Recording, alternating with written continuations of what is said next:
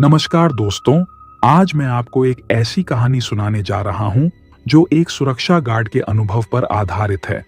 आप सोच रहे होंगे कि एक सुरक्षा गार्ड की जिंदगी में क्या डरावना हो सकता है ना? लेकिन मैं आपको बता दूं, इस कहानी में कुछ ऐसा हुआ जो आपकी रातों की नींद उड़ा सकता है। शायद आप इस कहानी के बाद अकेले अंधेरे में खड़े होने से भी डरने लगें। तो सुनिए इस दिल दहला देने वाली कहानी को, और अगर आप इसे अंत तक बिना डरे सुन सकें तो वीडियो को लाइक और चैनल को सब्सक्राइब जरूर कर देना। और आपका नाम और आप ये कहानी किस जगह से सुन रहे हैं कमेंट करके रखिए। कौन कौन अपना नाम कमेंट करेगा उनका नाम मैं मेरी अगली कहानी में बताऊंगा। तो चलिए बिना देर किए आज की कहानी को स्टार्ट करते हैं। तो दोस्तों, अब कहानी को वहीं से शुरू करते हैं जहां से ये सब कुछ शुरू हुआ था। मेरा नाम राजेश है और मैं पिछले 10 सालों से सुरक्षा गार्ड की नौकरी कर रहा हूं। इस पेशे में कभी कभी ऐसा लगता है कि आप एक मशीन हैं, बस निगरानी करो, शांति बनाए रखो और अपनी शिफ्ट खत्म होने का इंतजार करो। लेकिन ये नौकरी उतनी आसान नहीं होती जितनी बाहर से दिखती है, खासकर तब जब रात के सन्नाटे में सिर्फ आप और आपकी परछाई होती है। मेरे एक साथी का नाम रघु था। रघु मेरे साथ उस नई जगह पर ड्यूटी कर रहा था जहां हम तैनात थे। ये जगह पुरानी थी, पहले एक फैक्ट्री हुआ करती थी जिसे अब गोदाम में तब्दील कर दिया गया था। फैक्ट्री के चारों ओर ऊंची दीवारें थीं और रात के समय वहां एक अजीब सा सन्नाटा फैला रहता था। मैं और रघु दोनों उस जगह नए थे, लेकिन रघु ने मुझसे पहले भी इस जगह के बारे में सुनी सुनाई बातें बताई थीं। उसने कहा था, भाई इस जगह में कुछ अजीब सा है, यहां कुछ तो गलत है। मैं उसकी बातों को हंसी में टाल देता था, लेकिन जब मैंने पहली रात उस इमारत में कदम रखा तो मुझे कुछ अलग महसूस हुआ।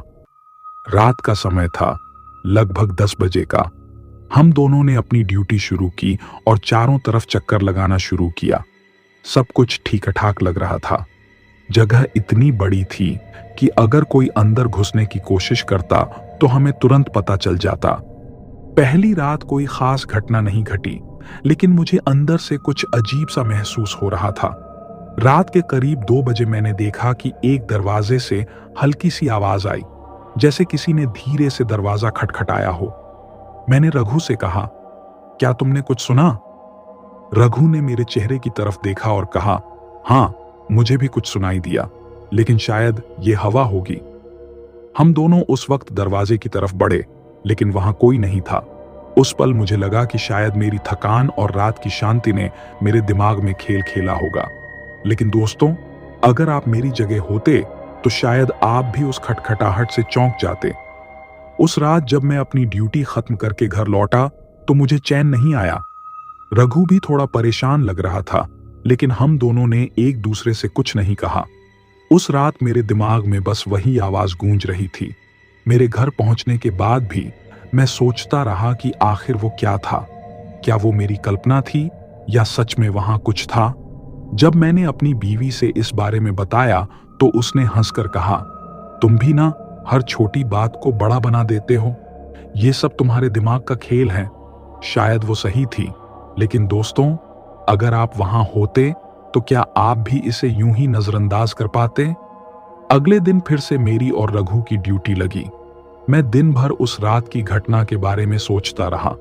जैसे जैसे रात करीब आई, मेरा दिल तेजी से धड़कने लगा।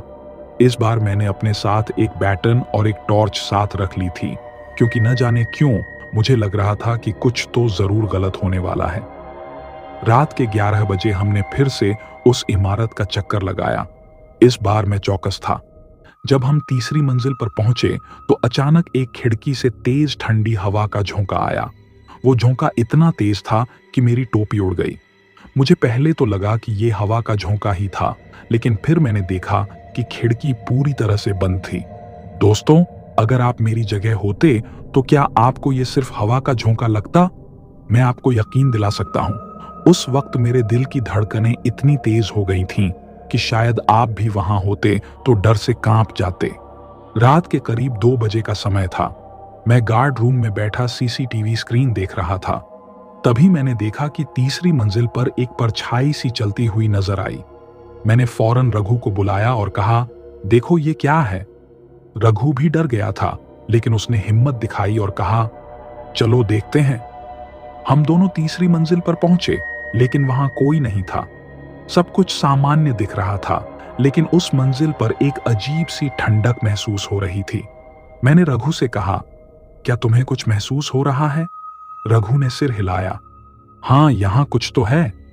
उस वक्त मुझे लग रहा था कि शायद हम दोनों कुछ बड़ा देखने वाले हैं। अगर आप वहां होते तो शायद आप भी ये सोचते कि अब क्या होगा। लेकिन मैंने खुद से कहा, राजेश, ये सिर्फ तुम्हारा वहम है, यहां कुछ नहीं है।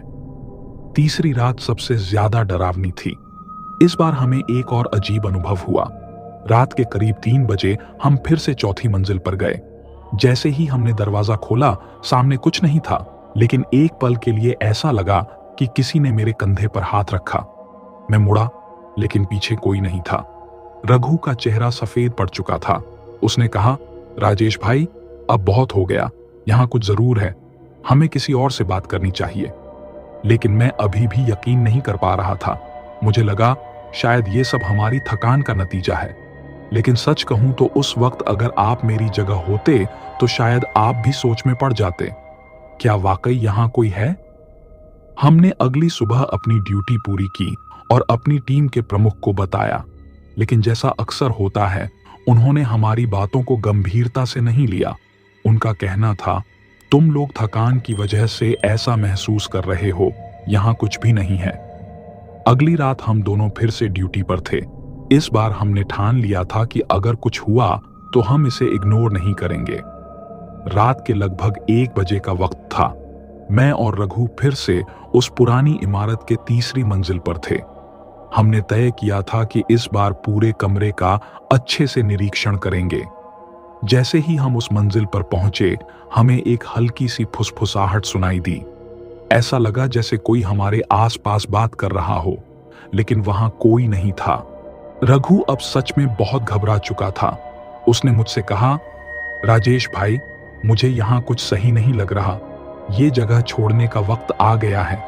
लेकिन मैं अभी भी सोच रहा था कि ये सब हमारी कल्पना हो सकती है। अगर आप मेरी जगह होते तो शायद आप भी ये सोचते कि आखिर हम सच में क्या देख रहे हैं। रात के करीब 3 बजे हमने देखा कि एक परछाई अचानक से कोने में से गुजरी। हम दोनों ने बिना समय गंवाए उस परछाई का पीछा किया। मैं और रघु दोनों दौड़ते हुए उस कोने तक पहुंचे, लेकिन वहां कोई नहीं था। अचानक से रघु का चेहरा पीला पड़ गया। उसने कांपते हुए कहा, राजेश, मुझे यहां से तुरंत निकलना है। उसकी बातों से मुझे भी डर लगने लगा, लेकिन तभी मैंने देखा कि उस कोने में एक पुरानी कुर्सी रखी हुई थी, जिस पर बैठा कोई अजीब सा व्यक्ति दिखा। उसकी पीठ हमारी तरफ थी। वो कोई साधारण व्यक्ति नहीं लग रहा था। उसके कपड़े पुराने और फटे हुए थे और उसके सिर पर सफेद बाल बिखरे हुए थे। अगर आप वहां होते तो शायद आप भी हमारी तरह जमकर खड़े हो जाते। वो नजारा इतना डरावना था कि मैं और रघु दोनों कुछ समय तक बोल नहीं पाए। सोचिए, अगर आप उस अंधेरे में ऐसी स्थिति में होते तो क्या आप खड़े रह पाते? मैंने रघु से धीरे से कहा, क्या ये वही आदमी है जिसे हमने सीसीटीवी पर देखा था? रघु ने सिर हिलाया और फिर हम दोनों ने हिम्मत जुटाई और उसकी तरफ बढ़े। जैसे ही हम उसके पास पहुंचे, वो आदमी अचानक गायब हो गया। न कोई आवाज, न कोई हलचल। हम दोनों वहीं खड़े रहे, हैरान और घबराए हुए। रघु अब पूरी तरह से हिम्मत हार चुका था। उसने मुझसे कहा, राजेश, ये जगह ठीक नहीं है। मुझे लगता है यहां किसी की आत्मा फंसी हुई है। हमें यहां और नहीं रुकना चाहिए। मुझे भी अब यकीन हो गया था कि इस जगह पर कुछ अजीब और डरावना हो रहा है। ये केवल हमारी कल्पना नहीं थी। यहां जरूर कोई आत्मा थी जो शांति से नहीं थी। अगले दिन हम अपने वरिष्ठ अधिकारी से मिलने गए और उनसे कहा कि हम इस ड्यूटी पर और नहीं रह सकते। उन्होंने हमारी बातों पर फिर से हंसते हुए कहा, यह सब तुम्हारी कल्पना है। लेकिन हम जानते थे कि यहां कुछ भयानक घट रहा है। रात होते ही हम दोनों एक आखिरी बार उस फैक्ट्री में गए, लेकिन इस बार कुछ और बड़ा होने वाला था।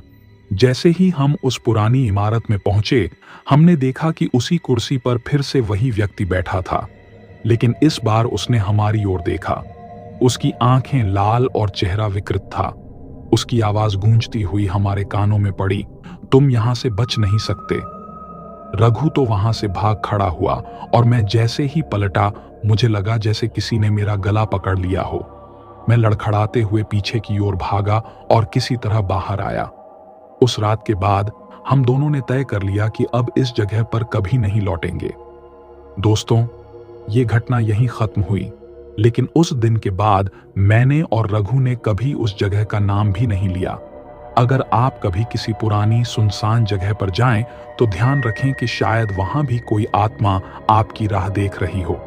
दोस्तों, अगर आपको ये कहानी पसंद आई हो और आप इस कहानी के और भी डरावने हिस्से सुनना चाहते हैं तो वीडियो को लाइक करें और चैनल को सब्सक्राइब करना न भूलें।